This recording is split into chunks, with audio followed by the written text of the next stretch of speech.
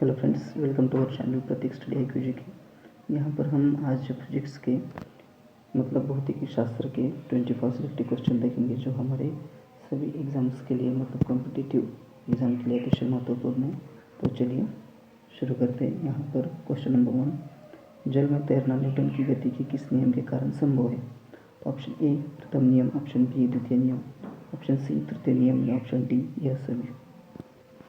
तो यहाँ पर इसका जवाब है ऑप्शन नंबर सी तृतीय नियम, जिसे हम प्रतिक्रिया का नियम भी कहते हैं, rule of action and reactions.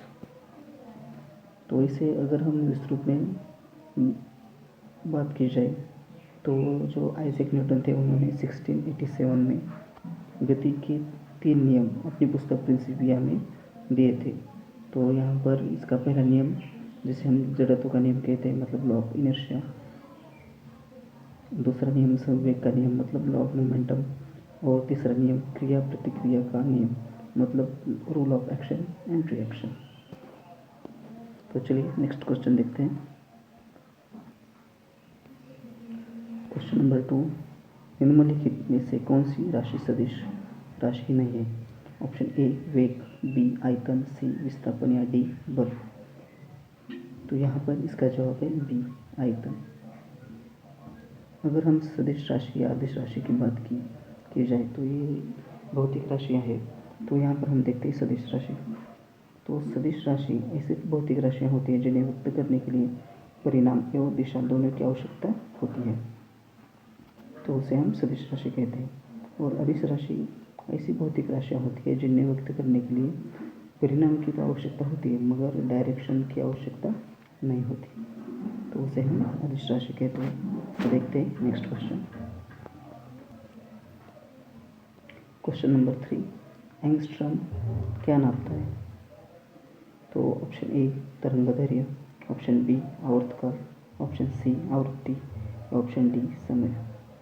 तो यहाँ पर इसका सही जवाब है ऑप्शन नंबर ए तरंगदैर्घ्य, वेवलेंथ, जिसे हम वेवलेंथ भी कहते हैं। देखते हैं नेक्स्ट क्वेश्चन। क्वेश्चन नंबर 4, किस वैज्ञानिक ने सर्वप्रथम बर्फ के 2 टुकड़ों को आपस में घिसकर पिघला दिया था? Option A Celsius, option B Joule, option C Davy या ऑप्शन डी इनमें से कोई भी नहीं। तो यहाँ पर इसका सही जवाब है ऑप्शन नंबर सी डेवी। जो डेवी सर थे उन्होंने सर्वप्रथम बर्फ के 2 टुकड़ों को आपस में पिघलाकर आपस में घिसकर पिघला दिया था। तो देखते हैं नेक्स्ट क्वेश्चन। क्वेश्चन नंबर 5, ऊष्मा एक प्रकार की ऊर्जा है जिसे कार्य में बदला जा सकता है। इसका प्रत्यक्ष प्रमाण सबसे पहले किसने दिया? Option A Celsius, B Davy, C Joule या डी रामफोर्ड।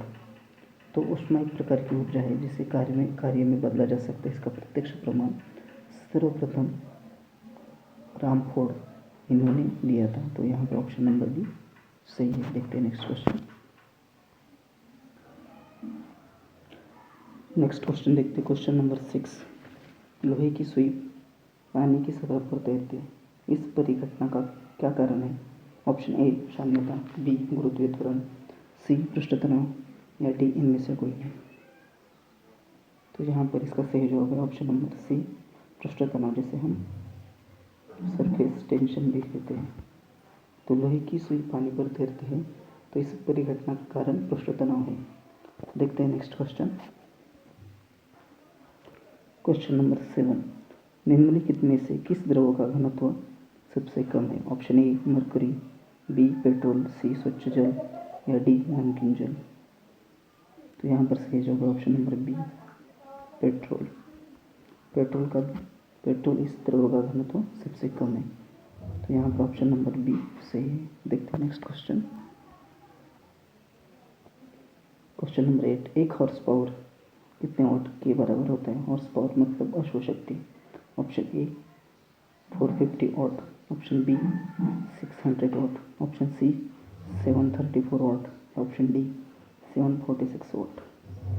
तो यहाँ पर एक horse power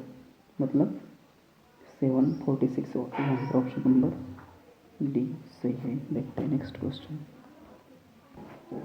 next question number 9, Bernoulli प्रमेय आधारित है। ऑप्शन ए ऊर्जा संरक्षण पर, बी संवेग संरक्षण पर, सी आवेश संरक्षण पर, या डी इनमें से कोई नहीं।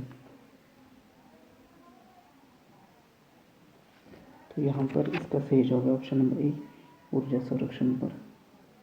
अगर इस रूप में देखा जाए तो बर्नौली जो गणित के महान तज्ञ थे और डैनियल बर्नौली, उन्होंने 1728 में बर्नौली प्रमेय को दुनिया के सामने रखा।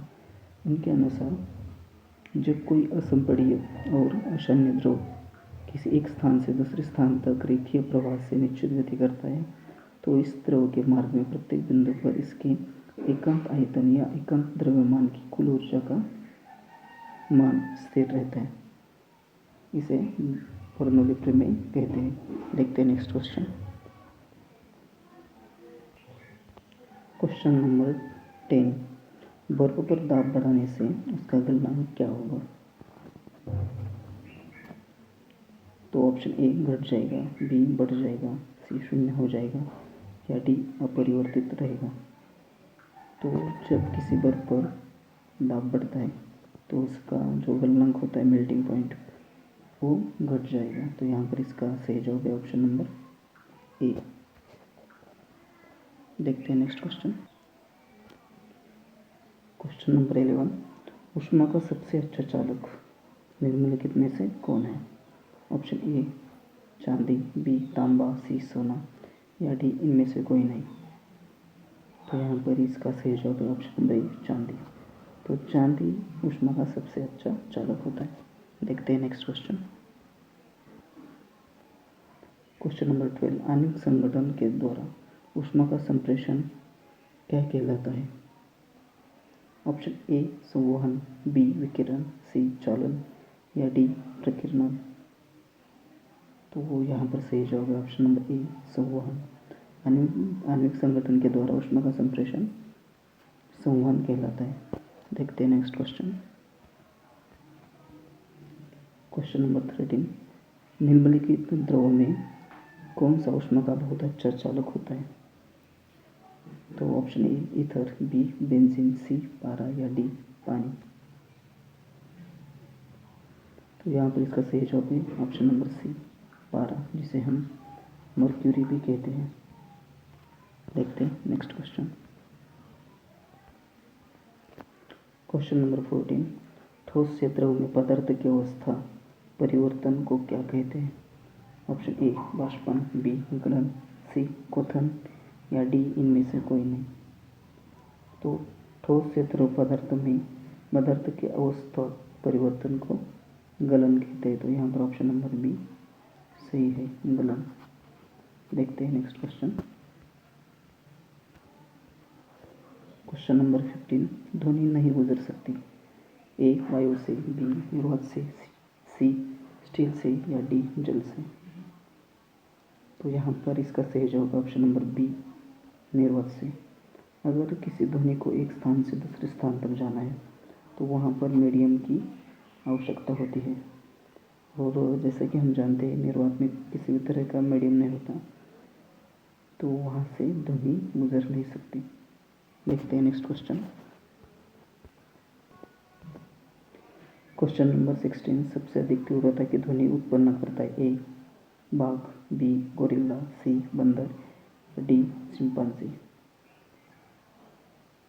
तो सबसे अधिक तीव्रता की ध्वनि मतलब सबसे ज़्यादा फ्रीक्वेंसी की हर्ट्ज की ध्वनि। तो यहाँ पर इसका सही जवाब है ऑप्शन नंबर ए बाघ। बाघ सबसे अधिक तीव्रता की ध्वनि उत्पन्न कर सकता है। देखते हैं नेक्स्ट क्वेश्चन नंबर 17, ध्वनि का वेग अधिकतम होता है? ऑप्शन ए लोहा में, बी वायु में, सी जल में, या डी पारा में। तो यहाँ पर इसका सही जवाब है ऑप्शन नंबर ए लोहा में। तो जो लोहा होता है वो एक स्थायी पदार्थ होता है, मतलब ठोस होता है, और उसके जो अणु होते हैं वो उसमें का जो दो अणु होते हैं उसमें जो अंतर होता है वो बहुत कम होता है। इसकी वजह से ध्वनि का वेग स्थायु में और वैसे ही लोहा में सबसे ज़्यादा होता है। देखते हैं नेक्स्ट क्वेश्चन नंबर 18, जब ध्वनि तरंग चलती है तो वे अपने साथ क्या ले जाती है? जो ध्वनि तरंग एक जगह से दूसरी जगह जाती है तो वो अपने साथ क्या ले जाती है? ऑप्शन ए द्रव्यमान, ऑप्शन बी ध्वनि, ऑप्शन सी ऊर्जा, ऑप्शन डी इनमें से कोई नहीं। तो ये जो ध्वनि होती है वो एक जगह से दूसरी जगह तक जाती है, तो यहाँ पर इसका ऊर्जा का विस्थापन होता है, मतलब ऑप्शन नंबर सी सही है। देखते हैं नेक्स्ट क्वेश्चन। क्वेश्चन नंबर 19, जब प्रकाश के लाल, हरा व नीला रंगों को समान अनुपात में मिलाया जाता है तो परिणामी रंग क्या होगा? ऑप्शन ए काला, बी शाम, सी सफ़ेद या डी मैजेंटा। तो जब प्रकाश के लाल, हरा और नीला रंग को समान अनुपात में मिलाया जाएगा तो इसका परिणामी रंग होगा सफ़ेद। तो यहाँ पर ऑप्शन नंबर सी सही है। देखते हैं नेक्स्ट क्वेश्चन। क्वेश्चन नंबर 20, निम्नलिखित में से कौन सा पदार्थ चुंबकीय है? Option A nickel, B aluminium, C bismuth या डी ये सभी। तो यहाँ पर ऑप्शन नंबर ए सही है, निकिल। निकिल जो पदार्थ होता है वो चुंबकीय पदार्थ है। तो देखते हैं नेक्स्ट क्वेश्चन।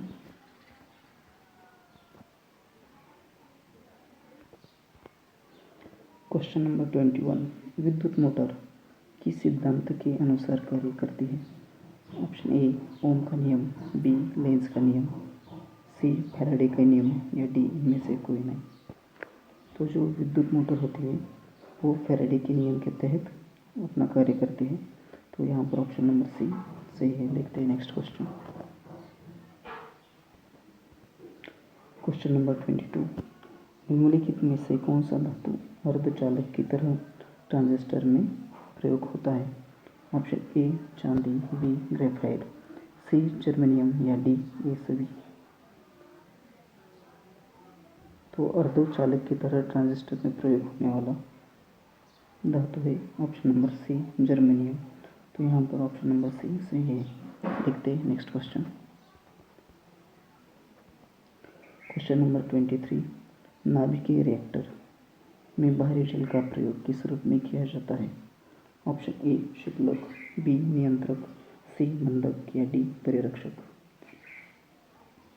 तो जो नाभिकीय रिएक्टर होते हैं उनमें बाहरी जल का प्रयोग मंदक के रूप में किया जाता है। तो यहाँ पर ऑप्शन नंबर सी सही है।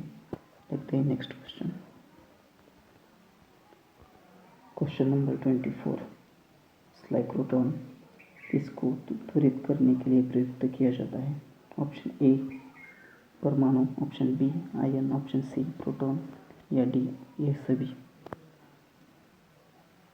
तो जो साइक्लोट्रॉन होता है उसे ऑप्शन नंबर ए परमाणु को त्वरित करने के लिए प्रयुक्त किया जाता है।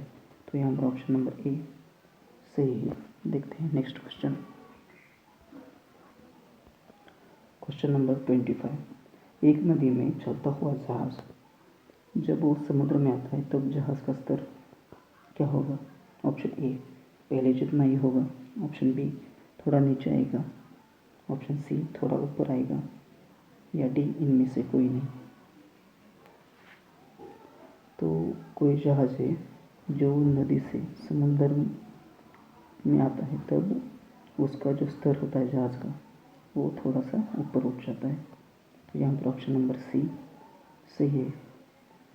तो फ्रेंड्स आज हमने कुछ 25 क्वेश्चंस फिजिक्स के देखे, तो आशा करता हूँ आपको अच्छे लगे हैं। तो चलिए मिलते हैं एक नेक्स्ट वीडियो में। तब तक जय हिंद और थैंक्स फॉर वॉचिंग। अगर ये वीडियो आपको अच्छा लगा तो लाइक, शेयर एंड सब्सक्राइब कर देना। So once again thanks for watching.